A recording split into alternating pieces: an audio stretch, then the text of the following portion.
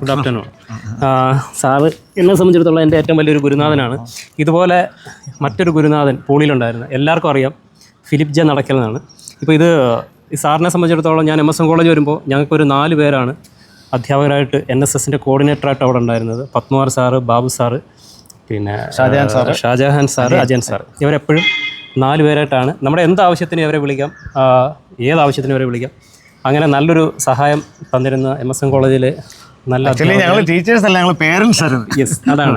അപ്പോൾ സാർ ഇന്നലെ എന്നെ വിളിച്ച് ഈ വാഹനത്തിന് ഈ സ്കൂളുമായിട്ട്, ഇപ്പോൾ സാറ് ഈ സ്കൂളിൻ്റെ മാനേജറാണ്. അപ്പോൾ സാറ് പറഞ്ഞ് ഈ വാഹനങ്ങളൊക്കെ ഏത് രീതിയിലാണ് മെയിൻറ്റെയിൻ ചെയ്ത് അവിടെ കൊണ്ടുവരേണ്ടതെന്ന് പറഞ്ഞു. അപ്പോൾ അത് പറയുന്നതിന് വേണ്ടിയിട്ടും അതൊരു വീഡിയോ ആയിട്ട് എല്ലാവർക്കും, എല്ലാ സ്കൂളുകാർക്കും ഒരു കോമൺ അവയർനെസ് എന്നുള്ള രീതിയിലാണ് വന്നത്. അപ്പോൾ ഞാൻ സാറിനോട് തന്നെ ഇത് വ്യക്തമായിട്ട് പറഞ്ഞുതരാം ഇതെങ്ങനെയാണെന്നുള്ളത്. ഇതിൽ നിന്ന് സ്റ്റാർട്ട് ചെയ്യണം. ഒത്തിരി കാര്യങ്ങളുണ്ട്. ആദ്യമായിട്ട് നമ്മൾ ഇതുപോലെ ഒരു സ്കൂൾ ബസ് വന്നു കഴിഞ്ഞാൽ ചില പല പഴയ ബസ്സുകളിലൊക്കെ ഇതുപോലെ സ്കൂളിൻ്റെ അഡ്രസ്സോ പേരൊന്നും കാണത്തില്ല. ഈ സൈഡിൽ വ്യക്തമായിട്ട് അതിൻ്റെ സ്കൂളിൻ്റെ അഡ്രസ്സും ഫോൺ നമ്പറും മറ്റ് ഡീറ്റെയിൽസും ഇവിടെ കൊടുക്കണം. നമുക്കറിയാം രജിസ്ട്രേഷൻ നമ്പർ അവിടെയാണ് കൊടുക്കുന്നത്. ഓക്കെ, അതങ്ങനെ തന്നെ വേണം. പിന്നെ ഇങ്ങോട്ട് വരുമ്പോൾ ഇത് സ്ലൈഡിങ് ടൈപ്പ് ഡോറാണ്. ഈ സ്ലൈഡിങ് ടൈപ്പ് ഡോർ ഉള്ളതിനകത്ത് മസ്റ്റായിട്ടും വേണ്ടതാണ് ഈ സ്റ്റോപ്പ് ബോർഡ്. ഈ സ്റ്റോപ്പ് ബോർഡിൻ്റെ പ്രത്യേകത എന്താണെന്ന് വെച്ച് കഴിഞ്ഞാൽ, ഇപ്പോൾ നോർമലി അടഞ്ഞിരിക്കുമ്പോൾ ഇത് ബോഡിയോട് ചേർന്നിരിക്കും. പല ആൾക്കാരും ഈ ഡോർ തുറന്നു വെച്ച് പോകുമ്പോൾ ഇത് ഇലച്ചിലിൽ അടിച്ച് ഇതങ്ങ് ചീത്തയാകും. അപ്പോൾ അങ്ങനെയുള്ള വാഹനങ്ങളെ നമ്മൾ പരിശോധിച്ചിട്ട് കേസ് എഴുതാറുണ്ട്.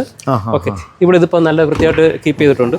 അതുപോലെ ഈ ഡോറിൻ്റെ തൊട്ടടിയിൽ ഒരു റിട്രാക്റ്റീവ് സ്റ്റെപ്പ്, ഹൈറ്റ് കൂടുതലുള്ള വാഹനങ്ങളിലാണ് ഈ റിട്രാക്റ്റീവ് സ്റ്റെപ്പിന് ഹൈറ്റ് കൂടുതലുള്ളതിനാണ് ഈ റിട്രാക്റ്റീവ് സ്റ്റെപ്പ്. ഇത് നമ്മൾ നിർബന്ധമായിട്ട് ഹൈറ്റ് കൂടിയ വാഹനങ്ങൾ ചെയ്യാൻ പറയുന്നുണ്ട്.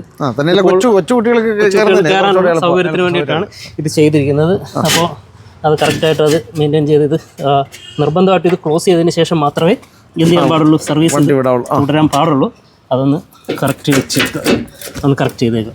അതുപോലെ തന്നെ ഈ ഡോർ തുറന്നു വരുമ്പോൾ കുഞ്ഞുങ്ങൾക്ക് പിടിച്ചു കയറാനുള്ള ഹാൻഡ് റെയിലുണ്ട്. ഈ പല സ്കൂളുകളിലും ഇത് ഓപ്പണാണ്. ഞാൻ ഇവിടെ ഇരുന്ന സമയത്ത് നമ്മുടെ സ്കൂൾ ബസ്സുകൾക്കെല്ലാം ഇവിടെ ഞാൻ ക്ലോസ് ചെയ്യിപ്പിച്ചായിരുന്നു. കാരണം ഇതൊരു സേഫ്റ്റി കുഞ്ഞുങ്ങളാണ്, ചിലപ്പോൾ ഒരു കുസൃതി കാണിക്കുമ്പോൾ. അതുപോലെ തന്നെ ഇവിടെ ഹാൻഡ് റെയിൽ മസ്റ്റായിട്ടും വേണം.